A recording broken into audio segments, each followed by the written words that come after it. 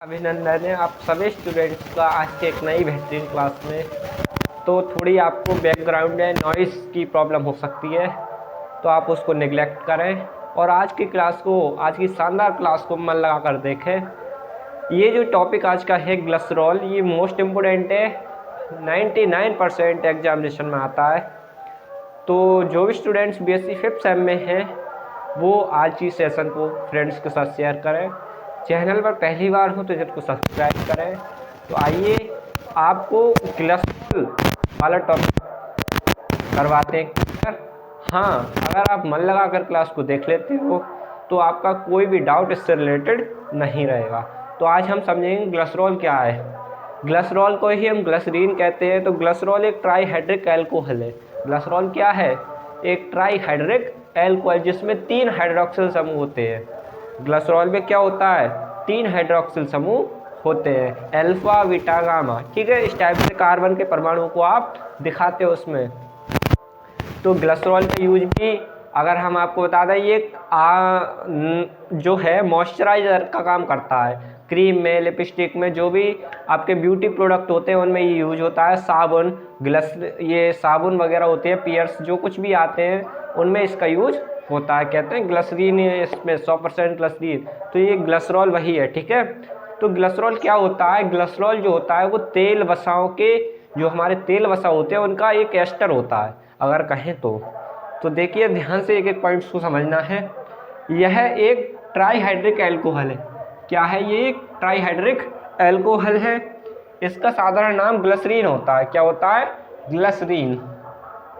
उसके बाद यह जंतु और वनस्पति के तेल व उच्च वसा अम्लों, वनस्पति या फिर जंतुओं के जो उच्च वसा अम्ल होते हैं, जैसे पामिक एसिड होता है, पॉमिक एसिड, ठीक है, पॉमिटिक एसिड, ठीक है, और आपके कई एसिड होते हैं, मतलब उच्च वसा अम्ल होते हैं, ठीक है, ऑलिक एसिड, ये सारे उनके एस्टर होते हैं ये। ठीक है, तो ध्यान समझिए, तेल व उच्च वसा अम्लों में ग्लिसरॉल एस्टर के रूप में प्रेजेंट होता है, या हम कह सकते हैं कि उच्च वसा अम्लों के जो एस्टर होते हैं वही हमारे ग्लिसरॉल कहलाते हैं। अब इसका जो सूत्र होता है R3OH होता है, लेकिन यहाँ इसको आप ऐसे रिप्रेजेंट नहीं कर पाओगे। इसको आप रिप्रेजेंट करोगे इस फॉर्मूले से, C2, देखिए C2OH, CHOH, CH2OH, इसमें 3 हाइड्रोक्सिल समूह हैं। तो यही हमारा क्या है? ग्लिसरीन, और इसी को हम कहते हैं ग्लिसरॉल। अगर जो हमारा ग्लिसरॉल है वो ठोस अवस्था में है तो वो ग्लिसरॉल कहलाएगा, और लिक्विड अवस्था में तो उससे ग्लिसरीन कहते हैं। ठीक है, ग्लिसरॉल ग्लिसरीन एक ही चीज़ है, बस उसकी स्टेट्स बदल जाती हैं। ठीक है, अवस्था परिवर्तन हो जाता है। अब ग्लिसरॉल का यूज क्या होता है, इसकी फिजिकल प्रॉपर्टीज़, केमिकल प्रॉपर्टीज़ और इसकी प्रिपरेशन, कैसे हम इसको बनाएंगे, वो सारे स्टेप बाय स्टेप आपको समझाने वाले हैं। मन लगाकर क्लास को देखिए। ठीक है, तो सबसे पहले हम समझते हैं इंडस्ट्रियल मेथड। इंडस्ट्रियल मेथड मतलब औद्योगिक विधि, किस प्रकार से उद्योगों, इंडस्ट्री में कैसे इसका निर्माण होता है। तो आपने साबुन सभी ने यूज किए हैं। ठीक है, तो जो साबुन होते हैं वो ग्लिसरॉल के साथ ही बन जाते हैं। कैसे बनते हैं देखिए ध्यान से। जंतु व वनस्पति तेलों और वसाओं का जल अपघटन करके ग्लिसरॉल बनाए जाते हैं। अगर हम जंतु या वसा के जो उच्च जंतु हो या वनस्पति हो, जंतु व वनस्पति तेल, जंतु के तेल हो या वनस्पति तेल हो या वसा हो, उनको अगर हम जल अपघटित कर दें उच्च ताप पे और उच्च दाब पर, तो आपको मिलेगा ग्लिसरॉल। तो यहाँ इसकी रिएक्शन देखिए, CH2OCOR, देखिए ध्यान से, OCOR, ठीक है, CHOCOR, CH2OCOR। तो ये क्या है? हमारा उच्च वसाम्ल या तेल है। ये क्या है? उच्च वसाम्ल। अगर हम यहाँ बताएंगे आपको साबुन कैसे बनाते हैं वो भी बताएंगे। अब CH2OCOR, CHOCOR, CH2OCOR, इसका हम करते हैं जल अपघटन। ये क्या है? उच्च वसा अम्ल है, उच्च वसा तेल, उच्च वसा कह लीजिए इसको या तेल कह लीजिए। ठीक है, अब हम इसका हाइड्रोलाइसिस करा दें, जलापटन करा दें, इसके लिए उच्च ताप की और उच्च दाब की ज़रूरत होगी। तो हम 220 डिग्री सेल्सियस ताप लेंगे और उच्च दाब ले लेंगे, ठीक है। उसके बाद जब इसका जलापटन किया जाएगा तो हमें ये मिल जाएगा ग्लिसरॉल, ये मिलेगा ग्लिसरॉल, ठीक है। यहाँ से जो R है वो एक OH समूह को प्रतिस्थापित करके यहाँ आ जाएगा, और ठीक इसी प्रकार 3 अणु ले लेंगे तो 3 OH आ जाएंगे, और 3RCOOH ये बना उच्च वसा अम्ल। इसी को कहते हैं हम साबुन, मतलब जिनके जो उच्च वसा अम्ल होते हैं इन्हीं के तो साबुन होते हैं। उच्च वसा अम्लों को ही तो हम साबुन कहते हैं, ठीक है। उच्च वसा अम्लों को क्या कहते हैं? साबुन। तो ये ग्लिसरॉल बना और ये बना उच्च वसा अम्ल। अगर हम यहाँ R की जगह C17H35 ग्रुप ले लें तो हमारे लिए यहाँ सूत्र बनेगा साबुन का, और ग्लिसरॉल हमें मिल जाएगा, ठीक है। तो इस टाइप से इसकी प्रिपरेशन होती है। दूसरा, आप बाई ट्राई हेलो एल्किन के द्वारा बना सकते हो, यानी अगर हम कोई ट्राई हेलो एल्किन ले लें उसका जलापटन कराएं। ट्राई हेलो एल्किन, जब हेलो एल्किन का मतलब हेलोजन तत्व जो होते हैं, और एल्किन मतलब जानते हो आप। तो अगर हम ट्राई हेलो एल्किन ले लें और उसका जलापटन करा दें तो हमारे लिए तब भी ये क्या मिलता है? ग्लिसरॉल, ठीक है। ये बना हम आपका ग्लिसरॉल। तो इस टाइप से आप लिख सकते हो। 2 ही तरीके से अगर आप एग्जामिनेशन में लिखे आओगे तो आप बहुत ही अच्छे नंबर ला सकते हो। थोड़ा इसमें कुछ नहीं है, बस आपको स्टेप समझना है। जो इसकी प्रिपरेशन आप समझ गए, इसकी जो केमिकल प्रॉपर्टीज मोस्ट इम्पोर्टेंट है उन्हें आपको अच्छे से समझना है। केमिकल प्रॉपर्टीज अक्सर ज़्यादातर पूछ ली जाती हैं, ठीक है। तो इसको रफ करते हैं और आगे बढ़ते हैं, ठीक है। तो ध्यान से देखना, इनकी हम केमिकल प्रॉपर्टीज समझते हैं। अगर आपने अभी तक चैनल को सब्सक्राइब नहीं किया तो चैनल को सब्सक्राइब कर लें और फ्रेंड्स के साथ ज़्यादा से ज़्यादा शेयर करें, ताकि आपके अपने चैनल को ग्रोथ मिल सके, ठीक है। चैनल नया है इसलिए आप सभी के सहयोग की ज़रूरत है, ठीक है। तो देखिए, chemical properties of glycerol. Chemical properties of glycerol देखिए ध्यान से। केमिकल प्रॉपर्टीज, केमिकल प्रॉपर्टीज यानी इसके रासायनिक गुण क्या होते हैं। तो सबसे पहले आप इसकी रिएक्शंस दिखा सकते हो, कई रिएक्शंस हो सकती हैं, ठीक है। तो देखिए ध्यान से, जब हम ग्लिसरॉल की रिएक्शन PCl5 के साथ कराएं, रिएक्शन विद PCl5 आप लिख सकते हो। नंबर 1 रिएक्शन ही आपको समझा देते हैं, ठीक है। रिएक्शन विद PCl5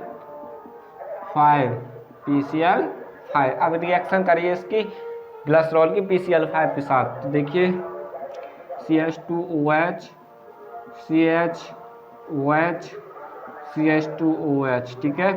इसकी रिएक्शन कराइए PCl5 के साथ, ठीक है। इसको जब हीट किया जाएगा तो क्या बनेगा?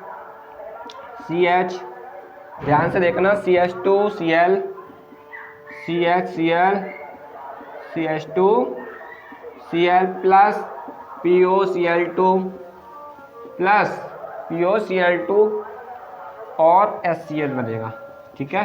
तो इस टाइप से 3 अणु यहाँ HCl के आएंगे। तो इस टाइप से ये रिएक्शन हो जाएगी। उसके बाद आप और भी लिख सकते हो, रिएक्शन विद Na।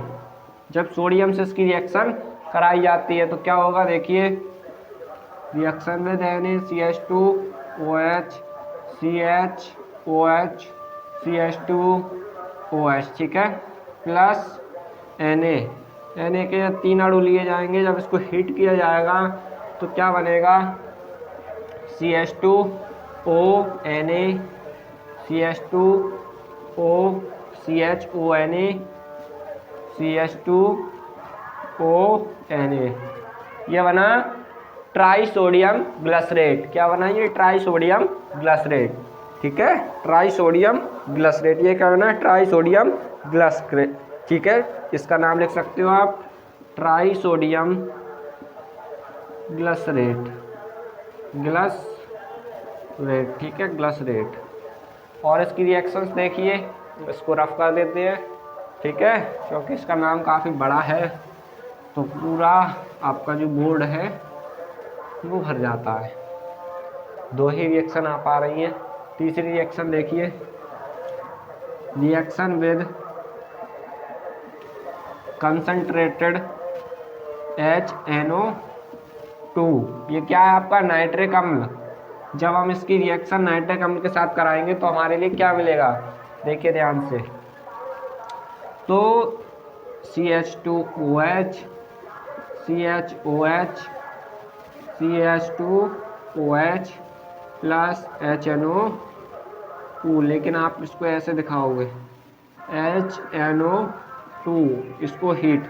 आप सुनिए ध्यान से, जब हम ग्लिसरॉल का नाइट्रिक अम्ल के साथ रिएक्शन कराएंगे, या फिर हम कह सकते हैं कि जब ग्लिसरॉल की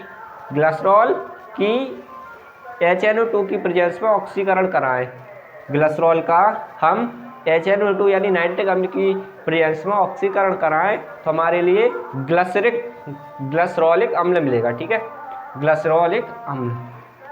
देखिए ध्यान से, CH2, ध्यान से देखना आ रहा, देखिए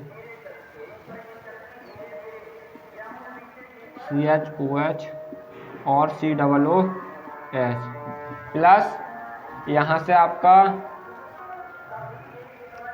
ध्यान से देखना, यहाँ से ये आपका COOH और 3 अणु H2O के बाहर हो जाएंगे और NO2 बाहर निकलेगी। तो इस टाइप से यहाँ जो हमें मिलेगा, ये मिला ग्लिसरिक अम्ल, ग्लिसरिक अम्ल, ठीक है, ग्लिसरिक एसिड। अगर हम इसका डिहाइड्रेशन कर दें, निर्जलीकरण कर दें, डिहाइड्रेशन करें अगर हम ग्लिसरॉल का, तो क्या मिलेगा, ध्यान से देखिए, ग्लिसरॉल का डिहाइड्रेशन करें, CH2OH CHOH और CH2OH।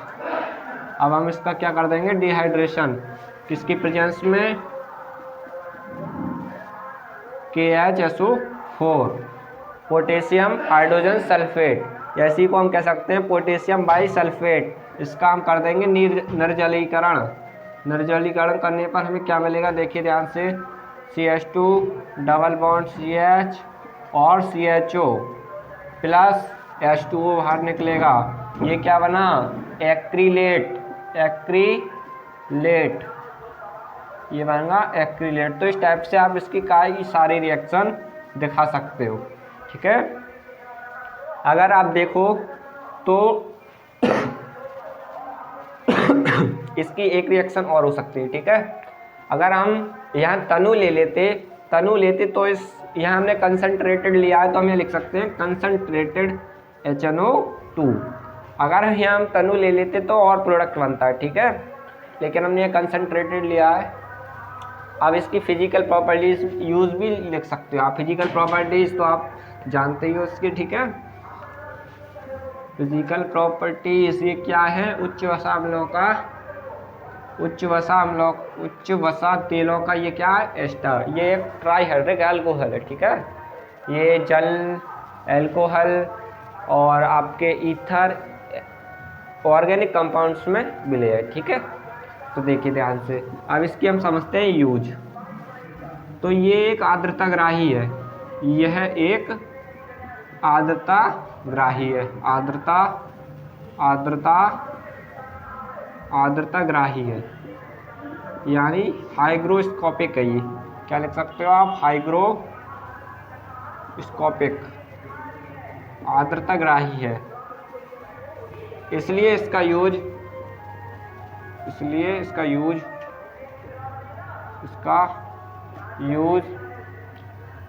सेविंग में,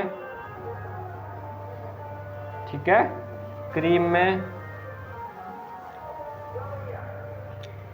और अन्य ब्यूटी प्रोडक्ट में मॉइस्चराइजर के रूप में होता है, ठीक है, होता है मॉइस्चराइजर के रूप में होता है। दूसरा, इसका यूज औषधि बनाने में भी, मेडिसिन या औषधि लिख सकते हो, रेमेडी, औषधि बनाने में भी किया जाता है। और लिख सकते हो आप इसका यूज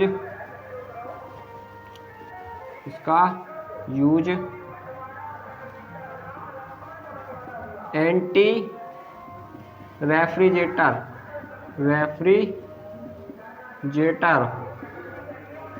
के रूप में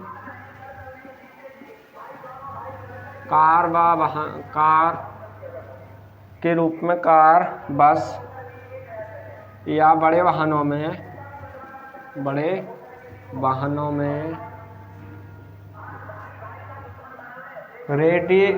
रेडिएटर, ठीक है, यूज होता है। और लिख सकते हो आप नंबर 4, इसका यूज विस्फोटक पदार्थ बनाने में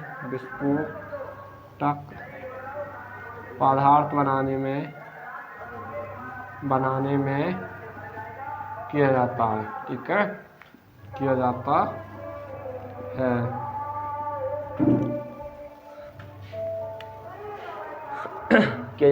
है।